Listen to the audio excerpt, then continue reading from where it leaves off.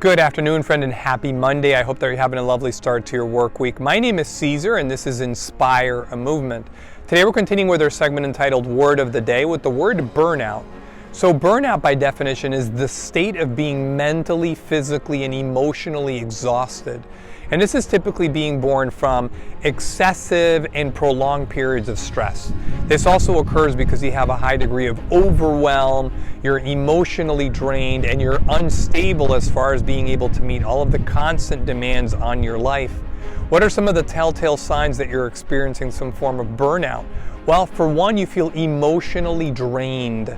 And we can imagine that while at work, you require a lot of emotional energy in order to have conflict avoidance and social maintenance. You can't do that when you have a high degree of burnout. You have a lack of motivation and a loss of productivity at work.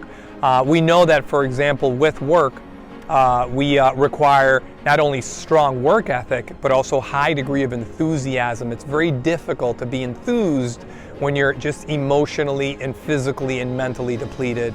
We can also think of research studies tying feeling lonely and detached with also a symptom of experiencing burnout. These things are actually correlated one in the other. Also physical symptoms. So for example, we know that in high periods of stress, we have cortisol emission, and it's going to lead to things like migraines and headaches and also digestive complications. So all of these things you may be experiencing, one or all, because you're completely depleted energetically. What are some of the things that we could do to recover from these things? Well, one thing that you could do is try to track the levels of stress that you may be having by using stress trackers. That's something that you could do. What are the stress patterns for you? What is the behavior associated to that? Identify your triggers and begin to avoid those triggers to the degree possible. Practice things like mindfulness and meditation or stress management techniques can be very powerful. Try to set proper boundaries for yourself and speak up for yourself when necessary. Just by going to a boss or an employer and telling them just how perfectly depleted you are energetically, you may be able to get a reduction in the hours that you're actually working. Practice a healthy sleeping regimen. So a regular sleeping schedule is so very important. Eat healthy and also practice something like doing 150 minutes of movement or exercise per week, which we know is so very powerful as well. All of these things can be used to recover from a sense of burnout. Also, maybe seek out the services of a professional like a therapist, a mental health counselor, or a wellness coach like myself. Could be very useful because we know that talk therapy is great for being able to curtail high degrees of stress in one's life.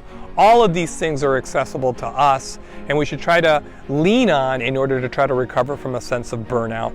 Myself, I have experienced all of the different seasons of life as I very close enter my 5th decade of life. Of course, I have had periods of burnout, and finding times to rest and really reflect and kind of look back and say, hey, you know, what are some of the things that are leading to these high degrees of stress that are keeping me perfectly energy depleted are very important. Also, another thing that I could add to the list of recovery is doing things like journaling, which we know is an emotional decompressor. Anything that allows you to let go, essentially, of this overwhelm is going to benefit you tremendously, and me, in terms of navigating the periods of rupture and recovery, the ebbs and flows of life, the peaks and valleys, which we all invariably experience.